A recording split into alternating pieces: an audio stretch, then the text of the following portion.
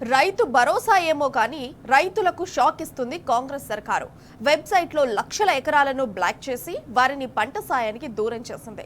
వరంగల్ జిల్లాలో 2 ఎకరాలున్న రైతుకు అసలు భూమే లేదని, సిద్దిపేట జిల్లాలో 6 ఎకరాల వ్యక్తికి 4 ఎకరాలు మాత్రమే ఉన్నట్టు చూపిస్తుంది. రైతు భరోసా జమ కాకపోవడంతో ఆరా తీస్తే కాంగ్రెస్ ప్రభుత్వ కుట్రలు బయటపడ్డాయి. ఇదేమిటని అడిగేందుకు వచ్చిన రైతులకు సమాధానాలు చెప్పలేక అగ్రికల్చర్, రెవెన్యూ అధికారులు చేతులెత్తేస్తున్నారు.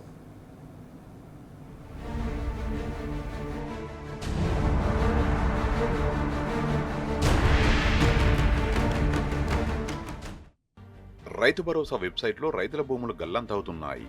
పెద్ద సంఖ్యలో రైతుల భూముల వివరాలు వెబ్సైట్లో కనిపించడం లేదు.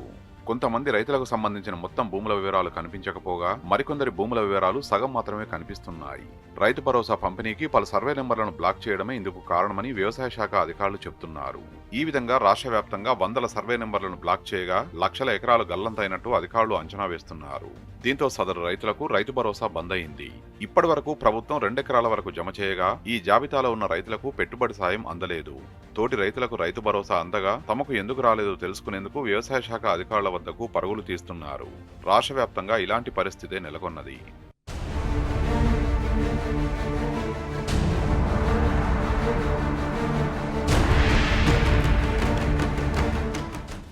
వరంగల్ జిల్లాలో ఒక రైతుకు 2 ఎకరాల భూమి ఉన్నది.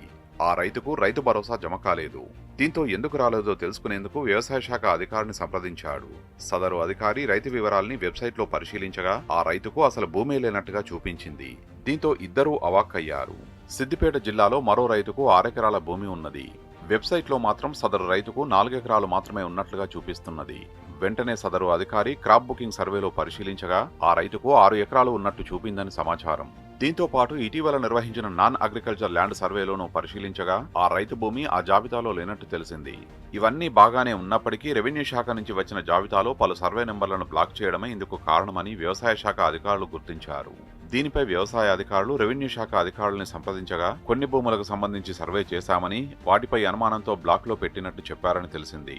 దీంతో పాటు నిజాం కాలం నాటి భూముల విషయంలో ఇలాంటి పరిస్థితి ఏర్పడినట్లు తెలుస్తోంది.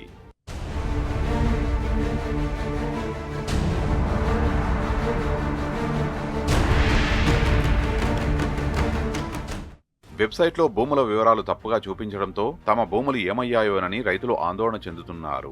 వాటిని సరిచేసుకునేందుకు అధికారుల వద్దకు పరుగులు తీస్తున్నారు. నిన్న మొన్నటి వరకు ఎలాంటి సమస్య లేని భూములు ఇప్పుడు హఠాత్తుగా కనిపించకపోవడం ఏమిటని నిలదీస్తున్నారు. రైతుల ప్రశ్నలకు సమాధానం చెప్పలేకపోతున్నామని ఒక ఏఈఓ ఆవేదన వ్యక్తం చేశారు. ఉన్నతాధికారులు బాగానే ఉన్నారని, కానీ పైన జరిగే తప్పులకు తాము శిక్ష అనుభవిస్తున్నామని వాపోతున్నారు.